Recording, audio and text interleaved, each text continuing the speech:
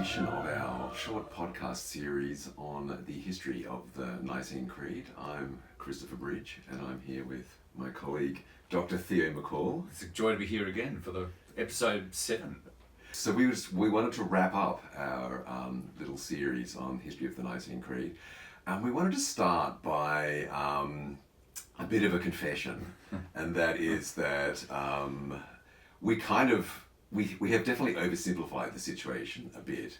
And the main reason for that was I think you can see that the Nicene Creed is a reaction against Arianism. Yes. And Arianism was actually a pretty serious threat to Orthodox Christianity. It was an enduring threat for those first few centuries.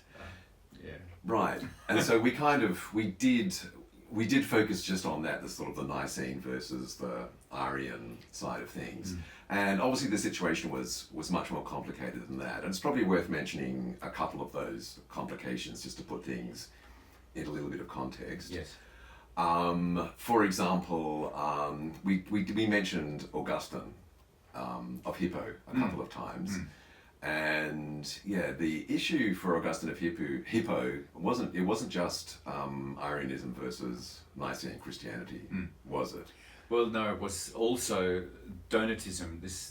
And that was a big issue for Augustine because the Donatists believed that if the clergy of the day did something wrong, so if they didn't stand up for their faith in the face of persecution, and so they relented and swore allegiance to the emperor, for example, then that was it. They were out. Right, and that was kind of brought about, wasn't it, by the persecution of Diocletian, which we also mentioned in our first episode, I think. So the Christians who, under the pressure, because during the persecution of Diocletian, everyone in the empire had to make a sacrifice or something, didn't they, to the Roman gods or whatever it was. Yes. Yeah. And there were Christian bishops and there were Christians who died for that. Yes. For refusing to do that. Yes. And so the ones who sort of crossed their fingers behind their backs and went ahead and made the sacrifice, and then when things quietened down and wanted to rejoin the Christian church, you can see why the Donatists got pretty annoyed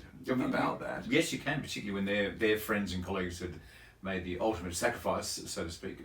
They were decidedly grumpy with the backsliders.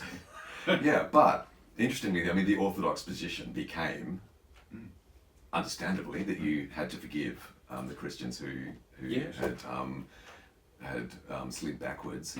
I think they had to do penance and stuff like that. Yes. They were basically accepted back in, and that's something the Donatists never accepted. And that was a point of contention between Augustine and what became known as Orthodox Christianity. Yeah, and the Donatists, they were quite violent, weren't they? Absolutely. They were actually committing acts of violence against Christians that they thought were heretics. But from an Orthodox point of view, it was the Donatists that were heretical. Yes, and that was a major point of contention. So Port Augustine had the remnants of the Arians still flooding into the empire, and the Donatists. Well, probably from Augustine's point of view, the Arians were probably the easier to deal with. Yes, indeed. Yes, that's right. Yes. Right. And another big issue which was going on, which we talked about the first two councils of the ecumenical church councils. The other big issue that was going on, it arose starting with the third council, which was the Council of Ephesus in 431. Yes. And that is a controversy which came to be known as the Monophysite controversy. So that was the question of how many natures does Christ have? And the Orthodox position was there were two natures, human and divine, but the Monophysites rejected that. So this Monophysite controversy, actually I think the next four councils, so Council of Ephesus, and then the big one was Council of Chalcedon, which came out straight and said, no, Christ has two natures. And there were lots of bishops, particularly in Egypt and the Palestinian sort of Syrian sort of side of the Mediterranean, who never accepted that. And the interesting thing about that, we sort of talked about the political aspect of the Nicene Creed as well. Theodosius turns up and says, hey, I'm a Nicene, so I happen to be emperor, so guess what? It's Nicene Christianity. Even though that was only half the story, wasn't it? Because by then the majority of bishops had come around to accepting the Nicene position of consubstantiality and co-eternality. Is that a word? Yes. But yeah, the situation with the Monophysite controversy, with those who couldn't accept the doctrine of Christ having two natures, yeah. that was never really resolved.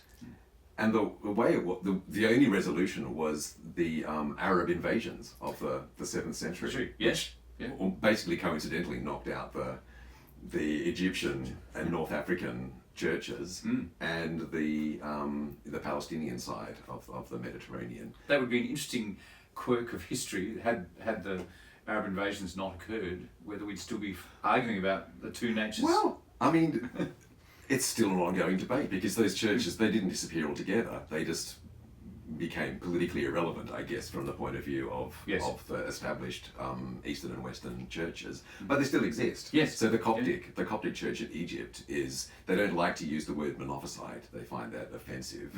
They use the word Miaphysite, which means something similar. But yeah, they don't accept that Christ has two natures. But that church, and there's a number of churches like the Syriac church, and I think there's even Ethiopian churches which are still what we would call Monophysite, without wanting to be judgmental here. Yes. But at the time, that was a big argument. Yeah, it was as big, arguably, as the Arian controversy. Yeah. So there were interesting situations. So like the Emperor Justinian's wife. So Justinian was obviously Orthodox. Yes. But his wife was Monophysite. Yeah. And so there's a whole lot of intramarital politics that can occur there, I'm sure. Yeah. She was Theodora. She was a very powerful empress as well. So, and yeah, several emperors did their best. Like that's what the 5th and the 6th councils were, basically attempts to reach a compromise between the Orthodox side of things and the Monophysite side of things, but they didn't succeed. And yeah, it was literally the Arab invasions which yes, made those churches irrelevant in the grand scheme of power play. Yeah. So the other thing we wanted to address is, this is now our 7th episode on the history of the Nicene Creed, and so we just wanted to ask the question. I'm going to ask Theo because he's the theologian. Does it make any difference? What? Who cares? Was it just this sort of argument over wording, or was there more to it than that? Yes, and probably a non-Christian, or let's say an agnostic or an atheist looking in from the outside might say, well, that you're arguing about irrelevant things. But for Christians, it was really important. The notion that Christ was of the same nature as God, two natures, but the divine nature was equal with God and co-eternal, was a critical debate. And because it's something that's unique about Christianity is that the divine takes human form, which is unique to Christianity in the sense that both natures are equal, and God the Father and the Spirit are equal with the Son, and vice versa. Yeah, from the reflections of a non-theologian. Yes. That also strikes me as well. That idea that God can be human that's something which is unique to Christianity. Yes. And I was thinking about it the other day because we sing evensongs at Pilgrim, and people just love them. Like people who singing them, we love singing them. The people who come regularly that love coming, and it did strike me that the two canticles which form the centerpiece of the service of evensong are the Magnificat and the Nunc Dimittis. And the Magnificat is Mary's song at being pregnant with Jesus. And the Nunc Dimittis is the song of Simeon when he sees the infant Jesus brought to the temple. And realizes that he's seen the thing he wanted to see all his life was the Messiah. And it does occur to me that those two canticles, which we love so much, they also encapsulate that critical idea of God being a human. So this idea of God being not just a human, but a fetus or a baby. So something incredibly weak. Thing. So this idea of God can be human, something immensely powerful can also be something incredibly weak. Yes, and this is something that not all religions can accept. Indeed, that this transcendent, wonderful, divine can become one of us, not just weak, but with all of our mess and and chaos. Yeah, and that's something that if Arianism had won, that we wouldn't have that. No, we wouldn't. No. There wouldn't be this equality of the divine and the human in the person of Jesus. Yeah. So just suggesting that maybe there was a point to this this centuries-long struggle after all, and maybe it does have a much deeper meaning. Well, and it's applicable to this notion that there's equality in the Godhead. You need to be careful how you do this, but you can say that's also a model for us of human relations. Equality, that is. Yes. You need to be careful how far you push that particular analogy, but it is nonetheless there. Yeah. All right. So the final thing we did want to look at is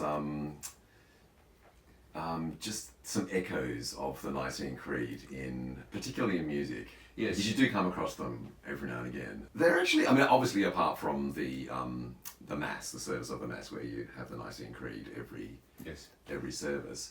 I'm thinking, for example, like the second verse of O Come All Ye Faithful. Yes. Which starts with God of God, light of light. So almost direct quotes from the start of John's Gospel, which is held up by the Nicene Christians as the definitive argument in their favour.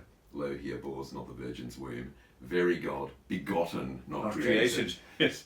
And that's a key element of the victory of Nicene Christianity over Arianism, because Arianism insisted that Christ was created. Again, I've always loved the final verse of Christ is made the sure foundation to Purcell's wonderful music, which we now refer to as the hymn tune Westminster Abbey. Yes. And that is Lord and honour to the Father, Lord and honour to the Son, Lord and honour to the Spirit, ever three and ever one, consubstantial, co-eternal. So that's what we've been talking about. While eternal ages run, that's what we've been sort of going on about. Yes. For the last seven episodes. Yes. Those words, consubstantial, co-eternal, they really sum up that. That argument between 4th century and later argument. Yes. Yeah. Yes. Well, we've probably gone long enough. And if you've stuck with us for all 7 episodes, then I hope you've appreciated that at least we've definitely enjoyed doing this. And we hope that you've picked up something useful as well from our explorations of the history of the Nicene Creed. 1700 years ago, the Council of Nicaea.